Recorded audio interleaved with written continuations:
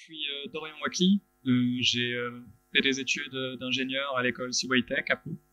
Et j'ai fait un double diplôme en master HPC à l'université de Santiago de Compostela en Espagne. Et aujourd'hui, je vais vous parler de l'implémentation d'OpenMP. Juste par lever de main, qui est-ce qui connaît déjà OpenMP? D'accord. En Python. Donc pour la faire rapidement, OpenMP, c'est une API, c'est une syntaxe pour paralléliser, alors en ajoutant quelques lignes de code avec pour des parties, des blocs de votre code. C'est une approche que je vais prendre, qui est incrémentale, c'est-à-dire qu'on va regarder un programme, on va essayer d'identifier des parties qui sont coûteuses, qui prennent beaucoup de temps à calculer, qui sont des grosses boucles, avec beaucoup d'itérations par exemple, ou des itérations qui prennent beaucoup de temps. On va se concentrer sur ces parties-là qui sont coûteuses et on va essayer de les paralléliser pour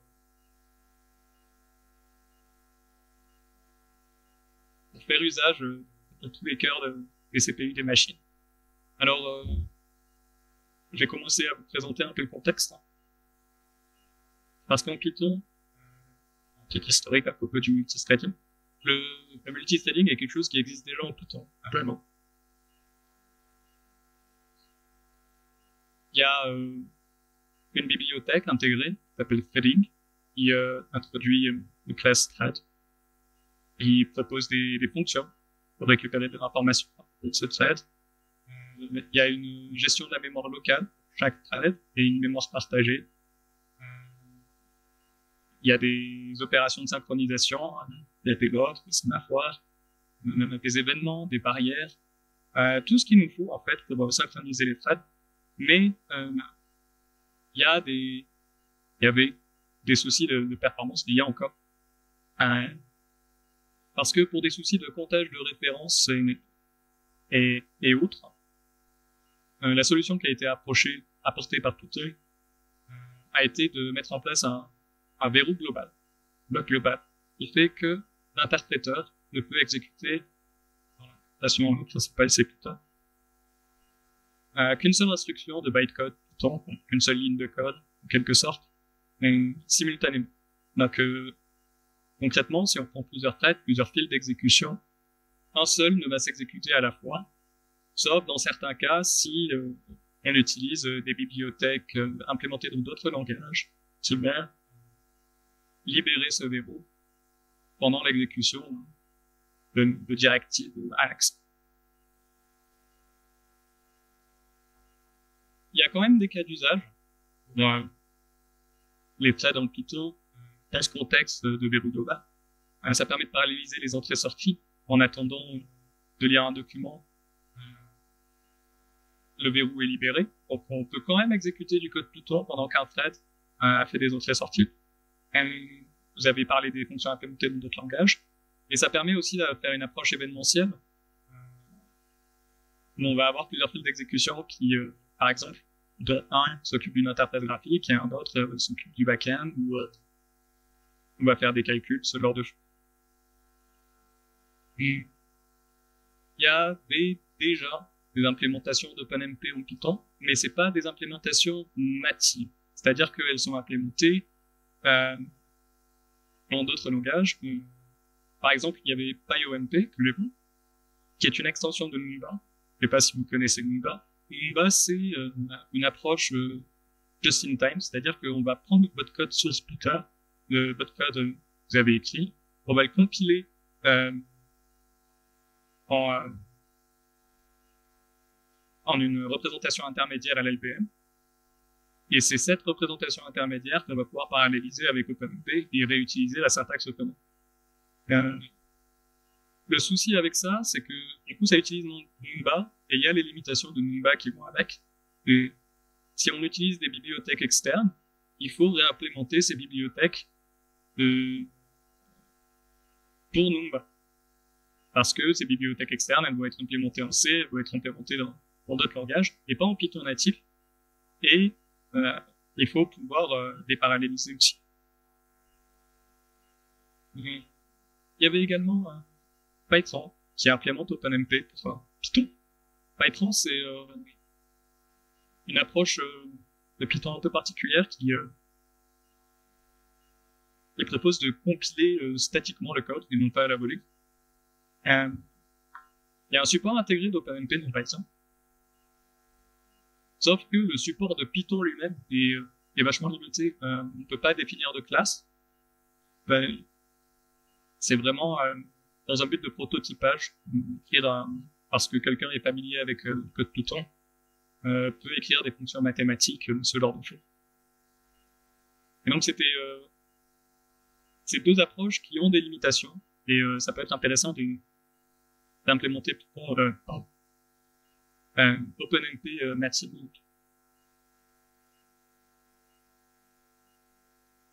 Il y a d'autres moyens de faire de la parallélisation. La parallélisation qui permet de gagner du temps, d'exécuter plusieurs lignes de code en même temps avec différents RCP. Il y a par exemple multiprocessing qui, je pense, est probablement la plus connue. C'est un parallélisme qui est basé sur les communications interprocessus. C'est-à-dire qu'on va prendre vos objets Python et on va les communiquer par des pipes, par des pipes ou d'autres moyens. Va utiliser la bibliothèque intégrée Picker pour sérialiser vos objets et les envoyer à un autre processus Python, un autre interpréteur. Et puisque ces deux interpréteurs différents, ils vont être capables d'exécuter du code Python en même temps, parce que le verrou global, il s'applique uniquement à un seul interpréteur. Interprété sur différents interpréteurs. Donc, multiprocessing, c'est l'approche qui a été le standard jusque maintenant. Et il propose des primitives de synchronisation, tout comme threading, avec il y a des barrières, tout ce que il y a aussi des objets qui peuvent être partagés. C'est-à-dire que avec l'approche des threads, c'est plutôt le partage par défaut. Là où avec multiprocessing, c'est plutôt privé par défaut. Et si on veut partager, c'est là que ça va être plus compliqué. Donc il y a quelques objets qui peuvent être partagés en utilisant des techniques de mémoire partagée. Et en particulier, il propose dans multiprocessing des objets assez bruts et des C-types. Et on peut manipuler directement. On ne peut pas utiliser de simples listes ou des objets directement tout le temps si on veut les avoir partagés. Soit on doit les transmettre, et que et d'autres moyens de communication entre nous. Donc comme je disais, ça permet une exécution parallèle. Je sais pas pourquoi cette ligne sert à trouver. Quelque chose que là je voulais parler plus tôt, bon, je vais parler plus tôt. Ok. Et il y a une abstraction encore plus globale qui est la bibliothèque intégrée Futures, qui va regrouper les bibliothèques threading et multiprocessing, pardon. Donc en fait, ça introduit un concept d'exécuteur et de pool de worker, et ça permet de remplacer l'implémentation de la parallélisation de l'un après l'autre. C'est une approche vraiment à la tâche. Il n'y a pas trop de concept de synchronisation entre les workers, entre les donc il faut que les tâches soient bien divisées et qu'il n'y ait pas d'interaction. Certains d'entre vous connaissent peut-être également Asyncio. Donc c'est pas de la parallélisation au sens où on va exécuter plusieurs lignes de code Python en même temps. C'est une approche asynchrone avec une boucle d'événements où on va délibérément donner le contrôle à d'autres morceaux du code à des moments propices où on va faire des entrées-sorties, où on va appeler du code externe. C'est particulièrement utile pour des architectures client-serveur où on va avoir des communications réseau. Mais pas tant pour du calcul intensif. Vous voulez parler des travaux en cours. Donc, il me semble que c'est toujours en cours. Il y a toujours des bugs à fixer, mais c'est un travail qui a été mené par Sam Gross, qui est un ingénieur chez Meta, l'honneur de Facebook, qui est co-auteur de PyTorch et qui contribue pas mal à l'open source. Et ici en particulier, qui a participé à. Et maintenant, il me semble un développeur plutôt. Il a commencé par faire un post où il a voulu retirer ce verrou global. Et, ce qui permettrait de pouvoir profiter des threads à leur plein pouvoir, de pouvoir gagner en performance à l'aide des threads. Il a fait un post de Python 3.9 où il a implémenté son idée. D'ailleurs, il a fait une keynote sur le sujet, si vous voulez aller voir. C'est très intéressant, où il explique toutes les problématiques qui ont été soulevées par le fait de retirer ce verrou. Je vois qu'il y en a certains qui prennent des photos de commentaires. Et je peux remonter à la fin.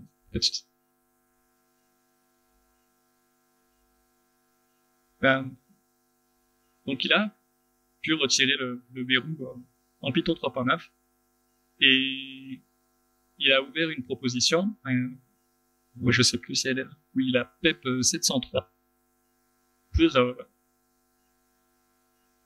pour retirer le GIL en Python. Donc il s'est mis à jour sur la dernière version, sur la version la plus proche, au moment où il a voulu faire cet ajout. Il a fait un fork de Python 3.12 et il a rebase tous ces changements. Il a refait tous ces changements à Python 3.12 pour pouvoir faire cette dernière étape de l'intégration en Python. Donc lui, il l'a fait parce que ça avait des intérêts en machine learning, il en parle dans une keynote qu'il nous a montré. Parce que faire de la parallélisation, ça a aussi des impacts, même sur Python, qui a des parties implémentées en C, en C++.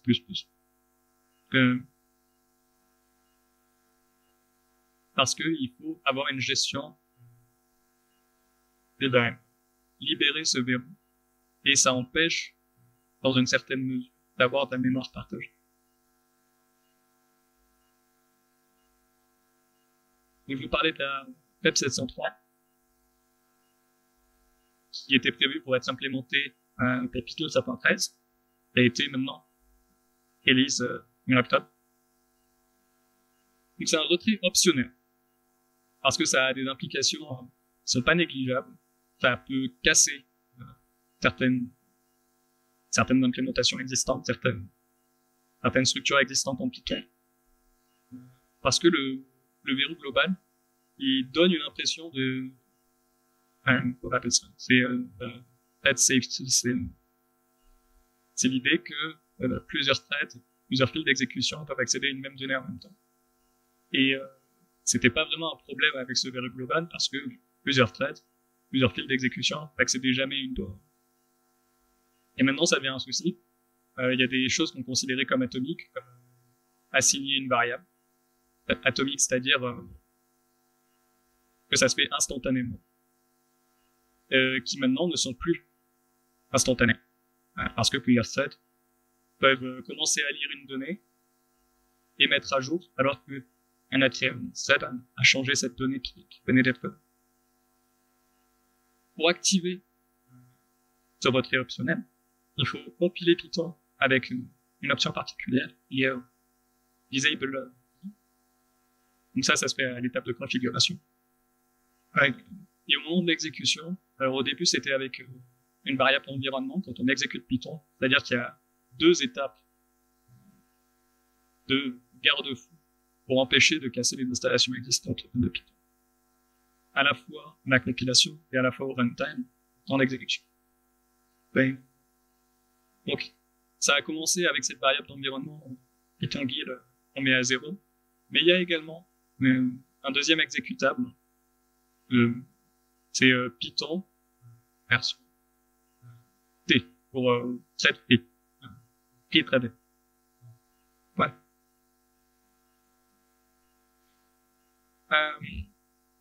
Donc, OpenMP. Je vous ai pas trop présenté la syntaxe.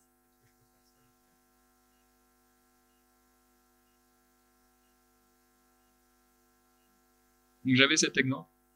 Donc j'ai pas mal travaillé sur la parallélisation pendant mon master en Espagne, et mon master HPC, High Performance Computing. Donc c'est travailler avec des supercalculateurs. C'est un supercalculateur, c'est pas une grosse machine, c'est un groupe de machines qu'il faut faire marcher ensemble.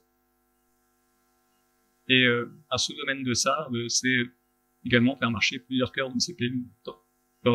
Des CPU qui peuvent avoir jusqu'à 64 cœurs.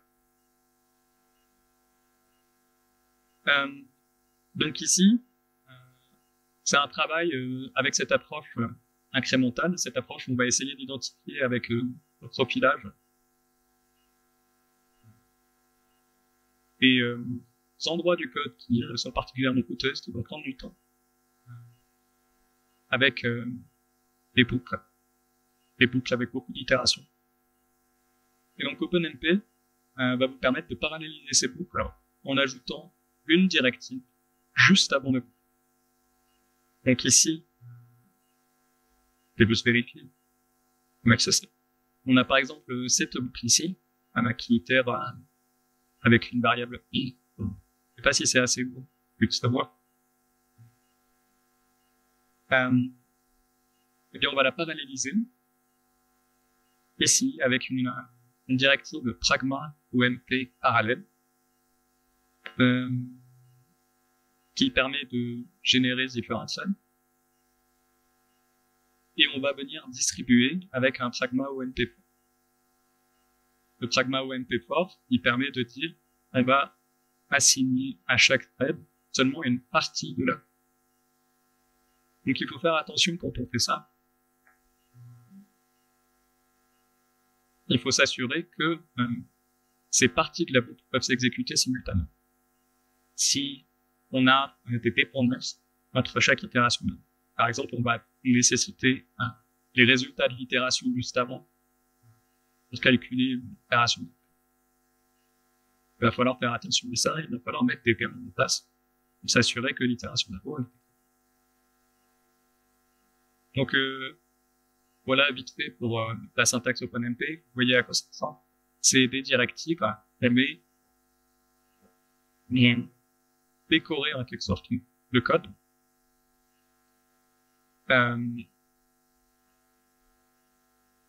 Qui vont avoir des impacts uniquement quand on active OpenMP. Et ici, si on n'active pas OpenMP, le code continue de s'exécuter exactement la même.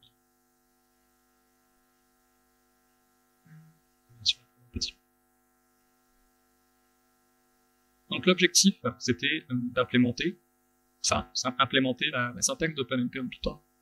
Alors Python a quelques particularités, il faut que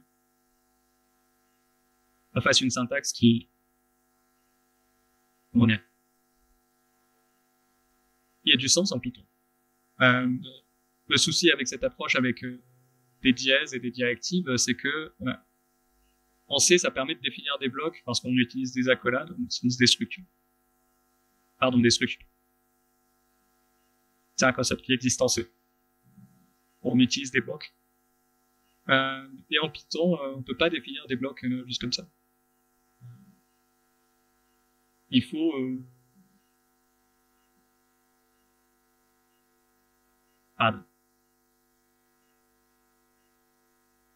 il faut quelque chose qui introduise ce bloc. Donc on essaie quand même de garder l'usage le plus simple. Mais on va faire de notre. Et un autre objectif que j'avais en implémentant cette bibliothèque, c'était d'utiliser uniquement des bibliothèques standards, pour de garder la chose la plus légère possible. OMP, c'était un nom que je pensais qui n'était pas encore utilisé. Parce que sur PyPy, sur Python Package Index, il n'était pas pris. Et il se trouve que ça a été pris par des chercheurs en sécurité, parce que les chats GPT et autres modèles de langage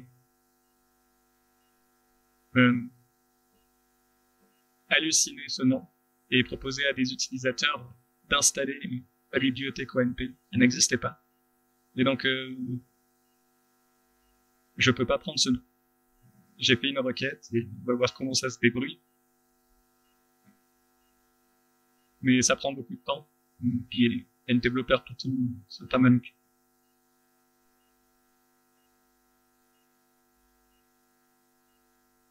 Pour la syntaxe, je définis une classe qui s'appelle OpenMP, à laquelle on va passer la directive avec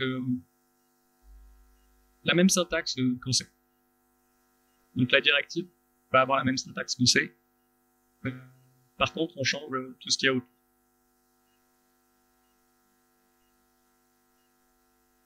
Enfin,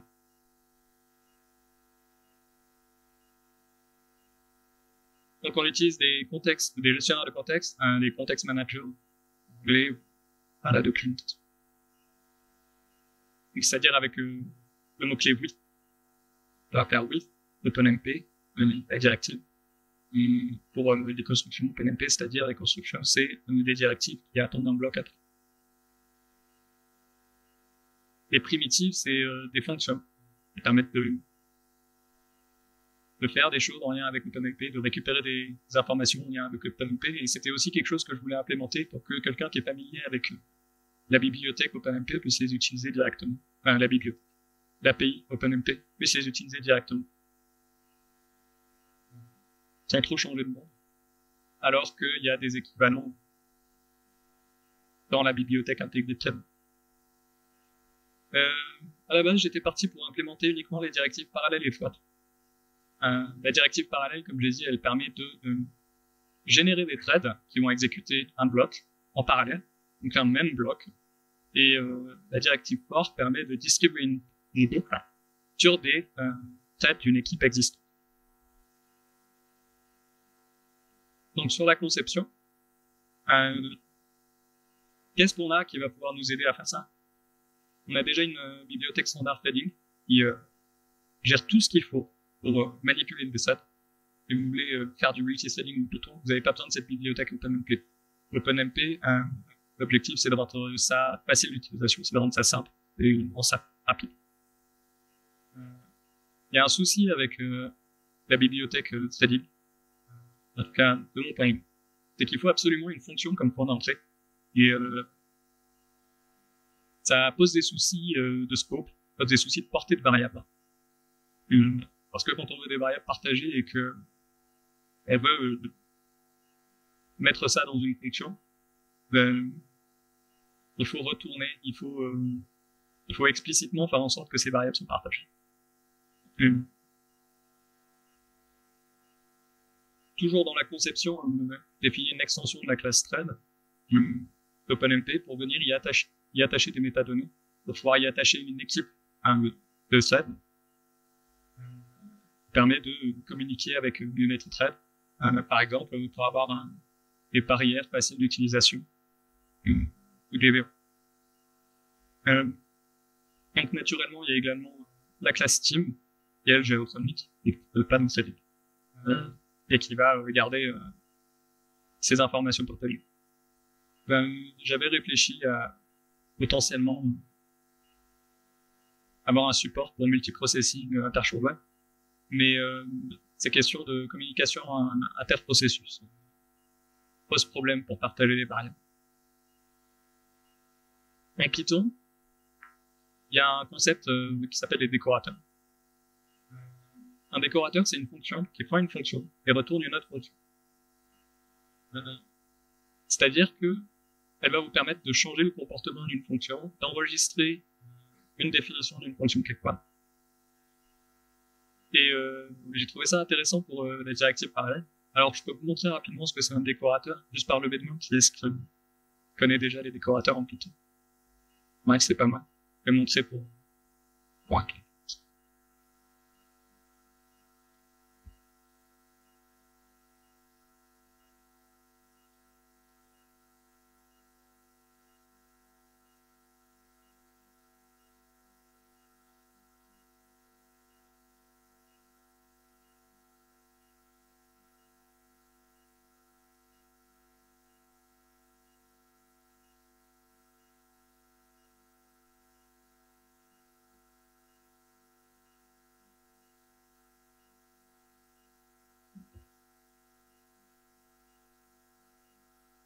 Supposons que je définisse une fonction qui va juste être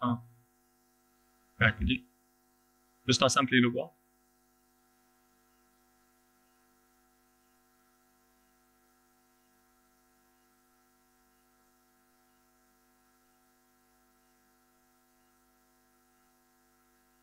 Et que je vais l'appeler.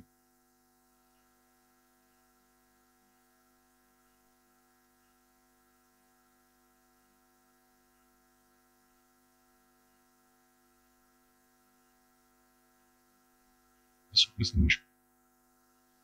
Super, on a un hello world. Je vais définir mon décorateur. Donc un décorateur, c'est aussi une fonction.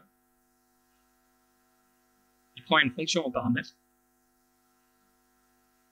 et qui va retourner une fonction. Je vais faire un décorateur assez simple, mais je vais faire un décorateur qui va retourner la même fonction. Mais qui au passage va se dire, voilà.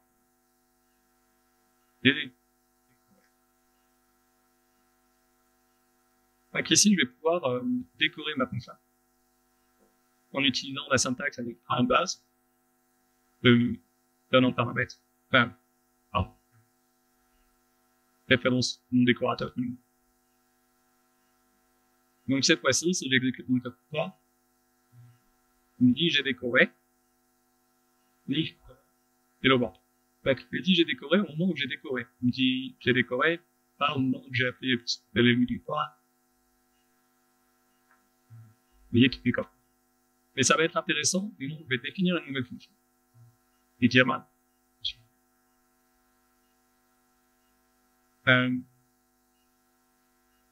Il va, disons, appeler la fonction passée. Et puis là, je peux dire, je suis le décorateur.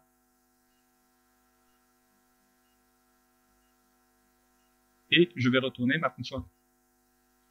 C'est-à-dire que maintenant, quand j'appelle la fonction Melo, puisque j'ai décoré, je n'appelle pas la fonction. J'appelle la fonction annexe qui a reçu en paramètre la fonction M. Donc ici, quand je vais exécuter, et toujours j'ai décoré une fois. Et toujours j'ai décoré. Et vous voyez qu'à chaque fois que j'appelle Hello, je passe d'abord par-dessus le décorateur et j'attends. Ça, c'était pour les décorateurs.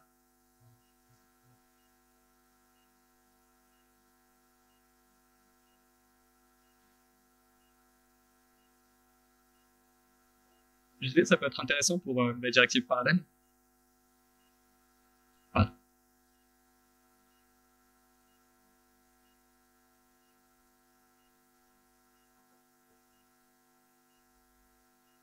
Parce que les piles d'exécution ont besoin d'une fonction complémentaire. Donc, si un utilisateur a besoin de générer des threads qui vont exécuter une même fonction en parallèle, une équipe de threads qui va exécuter une même fonction en parallèle, le décorateur va pouvoir simplement modifier cette fonction pour est-ce qu'au moment où on essaie de l'appeler, ça va générer ces stubs et ça va appeler votre première fonction, mais dans des nouveaux stubs. J'avais un exemple d'usage, un peu rapide.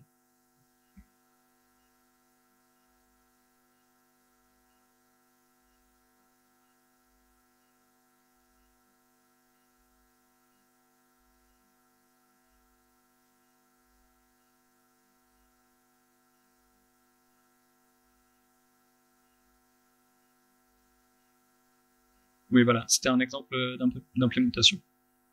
Et donc ici, c'est l'implémentation que j'utilise dans la bibliothèque. Alors on est quand même assez loin de la syntaxe d'OpenMP, mais on va régler ce problème plus tard. Donc ici, avec le décorateur, je peux venir décorer ma fonction HelloWorld, et quand je l'exécute, elle s'exécute plusieurs fois, dans chaque étape.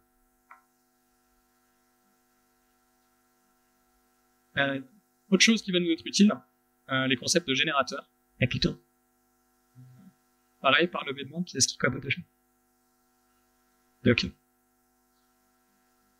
Un générateur, on peut le voir de différentes manières. Ici, je vais surtout m'approcher sur l'aspect des boucles for.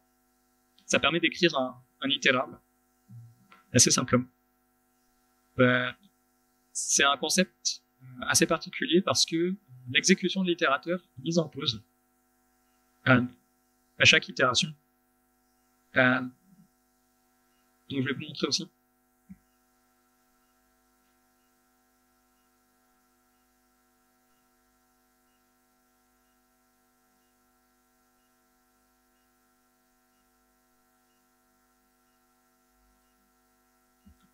Attends.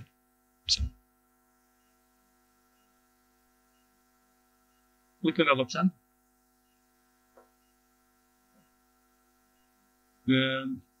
Supposons que je veux implémenter une version assez basique de range.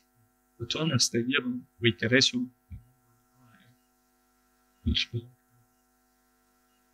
c'est une range, oui, paramètres. Et donc, l'idée que je veux, c'est pouvoir faire une comme ça, par exemple, pour une range. Sauf que je veux remplacer range par mes ranges. Voilà, est-ce que je fais ça? Je vais commencer avec i égale à 0. Je vais faire une boucle. Autant que i n'est pas supérieur à tout. Et je vais utiliser le mot-clé build qui permet de transformer cette fonction en un générateur.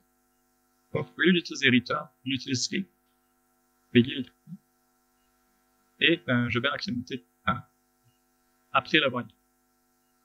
La build, c'est donner. C'est-à-dire que on va pas quitter la fonction quand on dit. La fonction, elle est mise en pause. On garde toutes les variables. Tout ça, c'est gardé. Pas plus c'est gardé. Tout ce contexte est gardé. Donc ici, je vais exécuter le code. Vous voyez qu'on fait le nombre de 0. Bref, c'est ce qu'on attendait. Oui. Et ça veut dire que notre yield, ici, je vais quitter mon générateur, je vais pouvoir exécuter ma train. Et après, au moment où je rappelle mon itérable, c'est là que je vais retourner à cet endroit où j'avais mis mon exécution à pause, en gardant mes variables, et je vais pouvoir continuer à incrémenter ce compteur et faire pause. Donc j'avais trouvé ce concept intéressant, la directive for, parce que ça va nous permettre de garder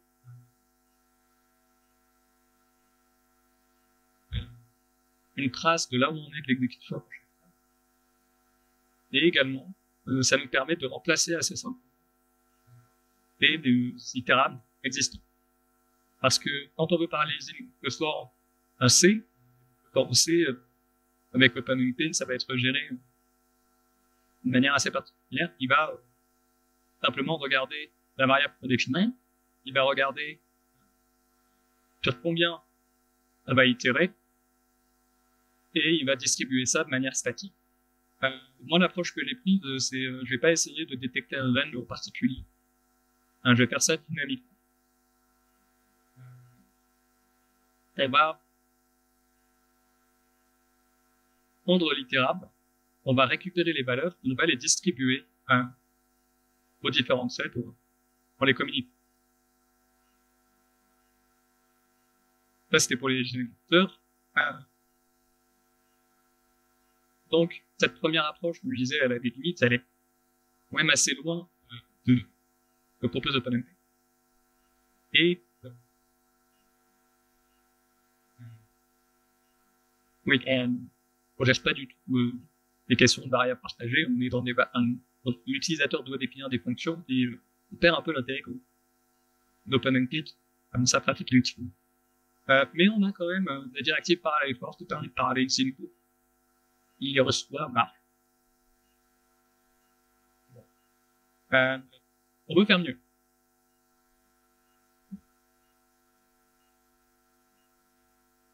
On veut faire mieux et c'est là que ça devient intéressant, c'est là que ça devient un peu du bricolage. Pas mal du bricolage.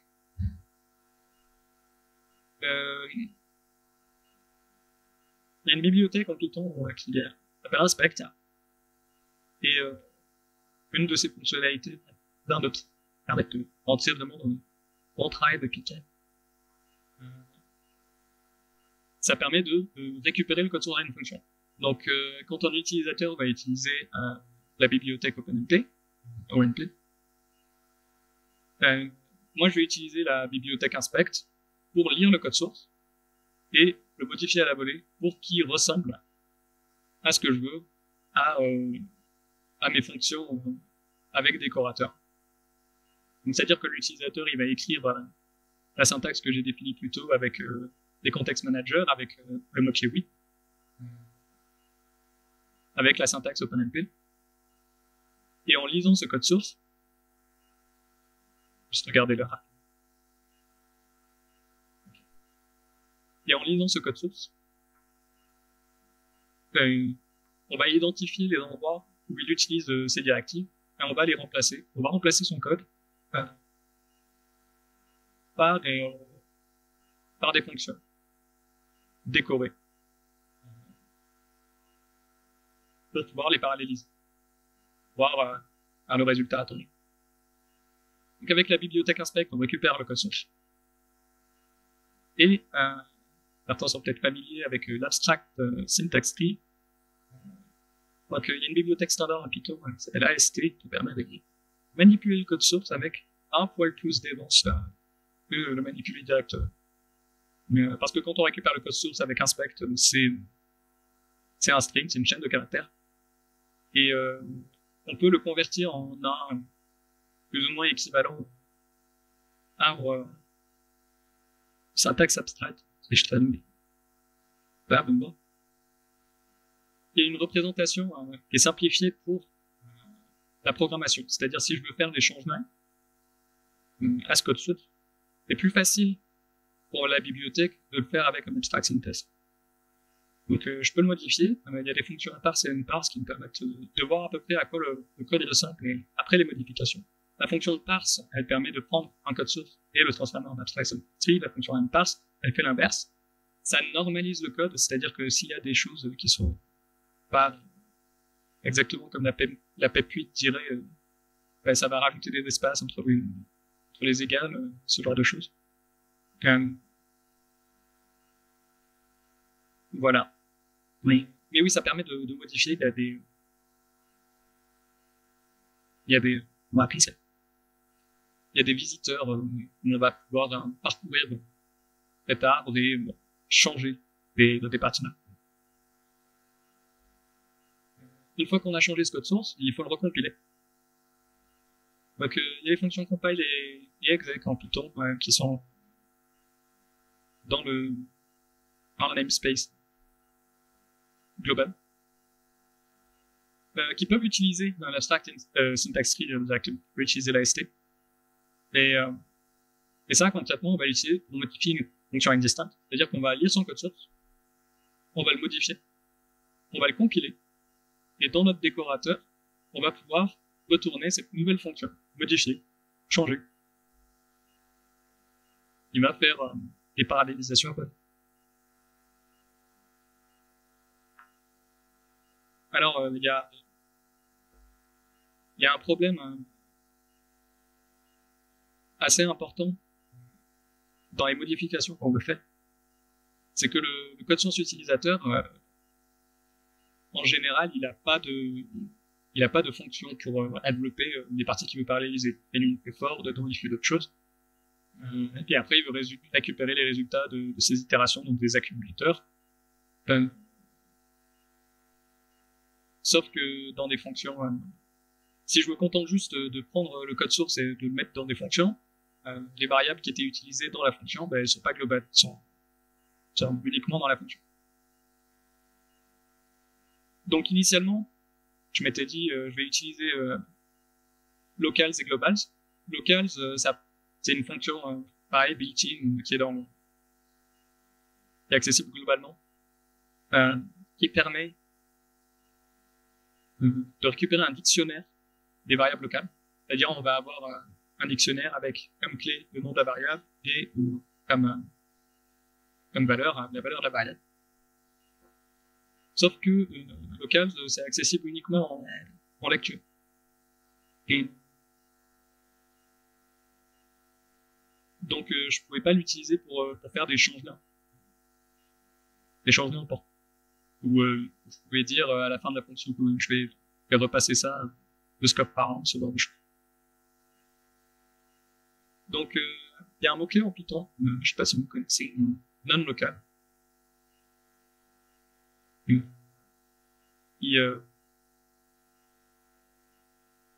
Dans des fonctions imbriquées, permet de dire cette variable-là, elle est définie plus haut dans la fonction dans laquelle cette fonction-là est définie.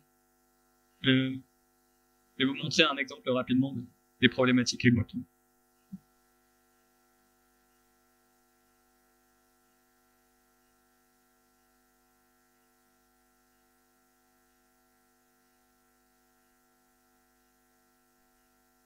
Voilà.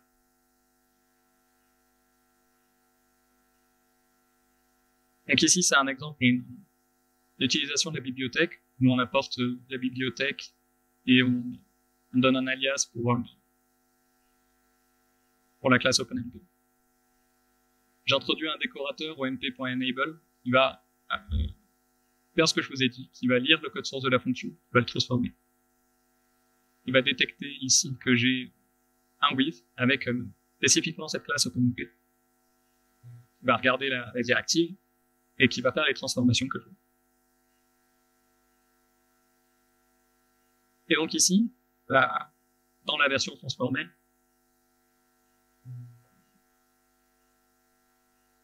oui, on a une fonction. Pardon, on va regarder le code source d'abord. Ici, c'est simplement une assignation, et c'est rien de très complexe, une variable i, et on veut l'afficher après ce OpenMP. Donc c'est vraiment spécifiquement pour tester ces problèmes de portée. Parce qu'ici, du coup, je définis une fonction avec une variable i qui est assignée, mais je veux pouvoir y accéder en dehors de la fonction. Donc j'utilise le mot-clé non-local, et il se passe un truc en Python, vraiment je l'ai trouvé inattendu. Les variables locales sont détectées à la compilation. C'est-à-dire qu'une fonction va avoir une série d'attributs attachés qui vont être la liste des variables locales, la liste des variables qui ne sont pas locales, qui sont de ce qu'on appelle une closure, qui viennent d'une fonction parente, et également une liste de variables globales qu'elle utilise. Donc ça veut dire qu'au moment où je définis ma fonction innerFile, si je veux dire qu'elle est non locale, il faut qu'elle soit déjà définie dans la fonction parente. Parce que sinon, il me dit, la fonction i, elle n'existe pas dans le parent, de quoi tu parles. Donc c'est là que je parle d'arnaque du compilateur. Et si vous avez d'autres idées pour l'arnaquer, je suis intéressé. J'utilise un if false. C'est une instruction qui ne sera jamais exécutée. C'est juste pour le compilateur qui se dit la variable elle est utilisée. Et après, je peux utiliser non-local qui va référencer la variable qui n'est pas utilisée. Et je vais pouvoir l'afficher. Donc on a bien le résultat x open arm. Voilà. Il semble que j'avais parlé d'autres choses. Mais il y a que... va pouvoir passer au résultat éventuel. Et que ça, c'était mon rapport de mémoire de thèse, de mémoire de master. Parce que c'était un travail que j'ai fait avec l'université de Saint-Jacques-de-Compostelle, master HPC.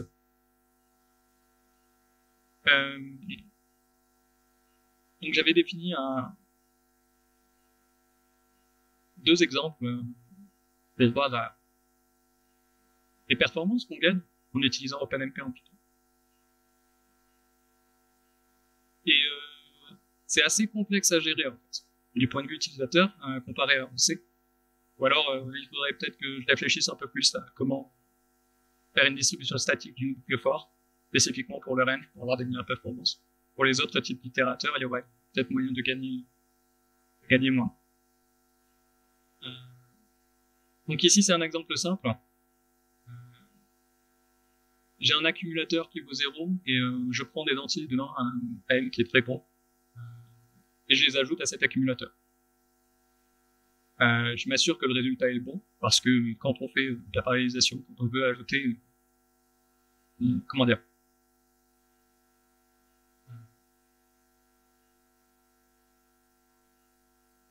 ben on accède à un accumulateur qui est partagé, donc on peut s'assurer qu'on n'oublie pas de nous. Donc il y a deux choses qu'on va regarder, c'est que le résultat est juste, et on va regarder le temps d'exécution.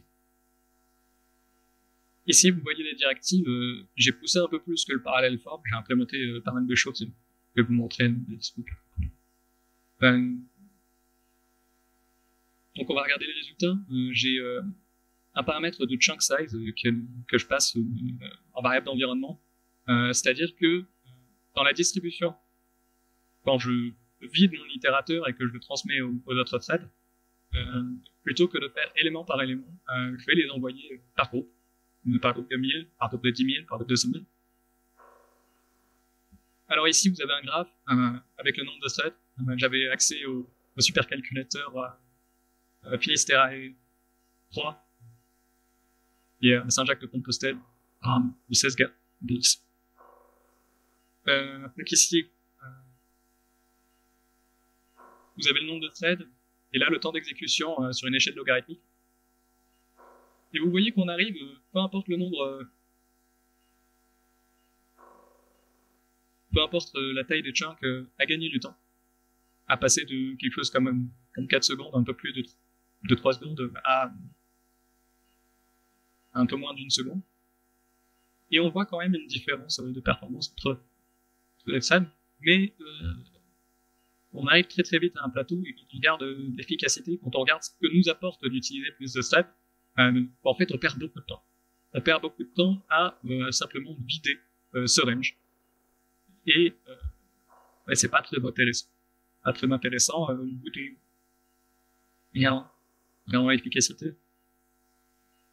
Oui, c'est ça, au bout de 5 threads, ça commence à tomber très vite.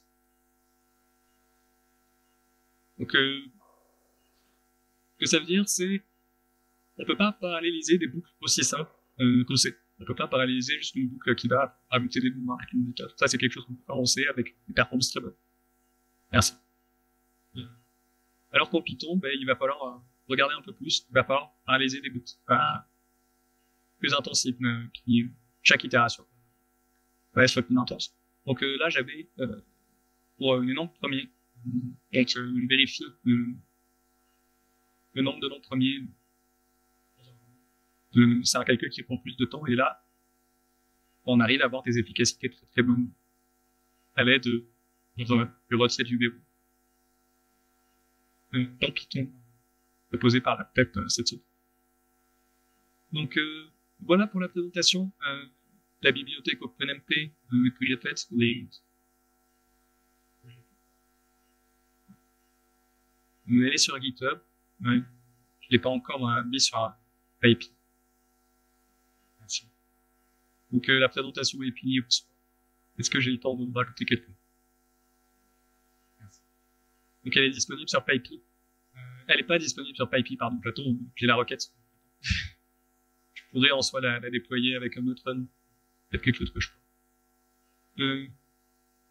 Ici, j'ai mis la liste de ce que j'ai implémenté de l'API OpenMP. C'est pas tout. J'ai globalement repris ce qu'avait implémenté Byron.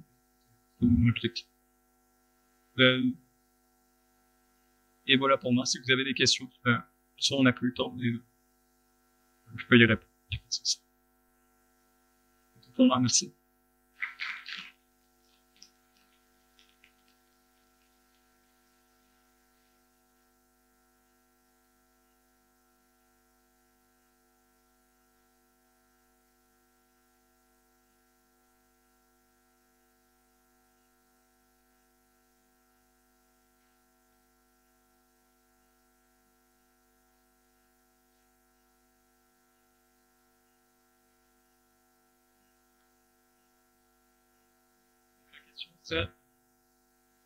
Est-ce que je peux utiliser des méthodes d'une classe et paralléliser plutôt que d'avoir à gérer manuellement de portée de variable? Alors, je pense que c'est pas l'objectif d'OpenMP. L'objectif d'OpenMP, c'est d'avoir un code qui est assez simple à la base. On veut paralléliser une classe, peut-être qu'on va directement utiliser la bibliothèque statique pour pouvoir avoir un contrôle total. OpenMP, c'est vraiment, on a un code existant. On a un code qui n'utilise pas de classe, par exemple. Et on va vouloir paralléliser une petite partie vraiment bien spécifique, qui n'existe pas. En tout cas, c'est l'approche que j'en ai. C'est l'approche que j'ai pris ici dans cette bibliothèque. Ouais.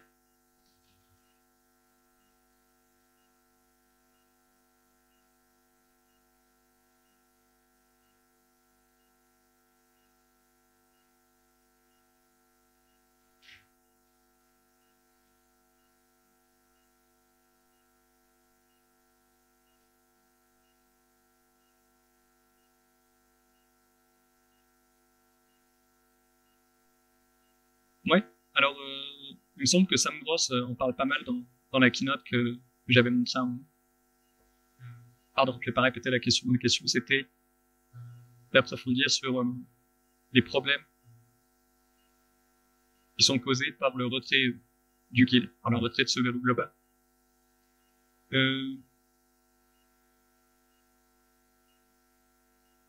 C'est des problèmes parce qu'il y a déjà du code Python qui utilise les threads. C'est de l'existence, c'est là. Et ça va pas changer d'un coup. C'est quelque chose qui va prendre du temps. C'est un travail de faire en sorte que l'univers Python, les paquets, les programmes soient compatibles avec ce retrait. Parce que des programmes qui utilisent déjà les threads, ils ont été implémentés avec le guild. Ils ont été implémentés avec ce verrou global. Et donc, quand on fait nos tests, on peut pas voir les effets qui vont apparaître par ce retrait du guild. On peut pas voir que le verrou global, il rendait quelque chose sûr, il rendait quelque chose impossible, qui était accéder à une variable et dans deux threads en même temps. Et c'est principalement ça le problème qui est introduit par le guild, par le retrait du guild. Mais c'est pour ça qu'on doit faire très attention. C'est pour ça qu'il y a cette vérification au runtime, de s'assurer que vraiment on veut lancer ce programme en le guild. Et ça va vraiment être à toutes les étapes parce que les threads ils peuvent être utilisés aussi dans les bibliothèques. Et un programme fait qui va être fait pour être utilisé sans le guild, s'il utilise derrière une bibliothèque qui n'a pas été prévue pour ça, ça peut casser. Il y a des choses qui peuvent ne pas marcher parce que ça n'a pas été testé. Il y a des choses auxquelles il faut penser que, en termes de synchronisation, il y a un problème symbolique avec le guild.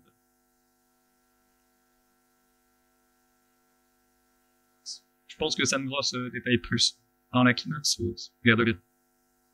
Une dernière question.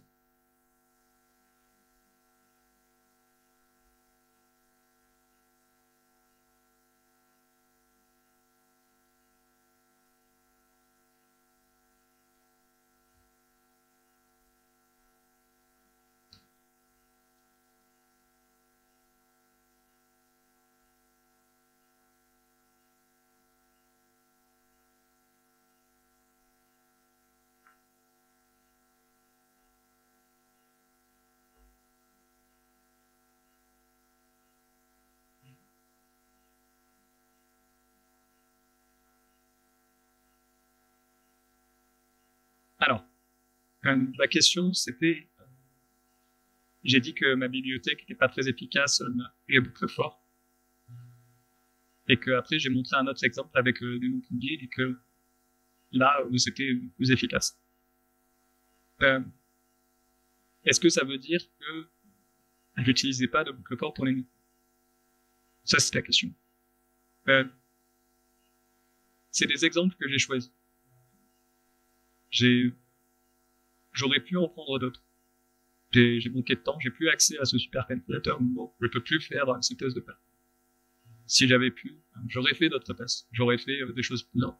J'aurais pris un programme qui était déjà existant, et trouver un endroit qui en même temps à exécuter et le paralléliser. Et montrer vraiment un intérêt pratique de la bibliothèque, là où, en ce moment, c'est plus théorique et j'ai pas d'application. Donc c'était des exemples. Ce que j'ai dit, c'est que c'est pas très intéressant pour des boucles forts où les itérations individuelles sont rapides. L'idée de l'autre exemple avec les nombres premiers, c'est que vérifier si un nombre est premier, bon, comme il est loin, quand un nombre est réglé, ça prend plus de temps.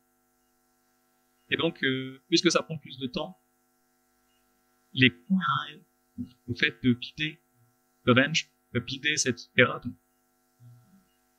de fondre un peu plus dans la masse,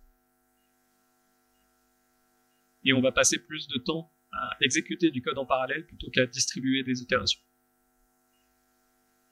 Donc on utilise des boucles for dans les deux, et on parallélise des boucles for dans les deux exemples que j'ai montrés. Et on pourrait pousser les exemples beaucoup plus loin que ces deux exemples qui utilisent des boucles for, des paranomes. Donc c'était la dernière question. Merci à tous, et bon appétit!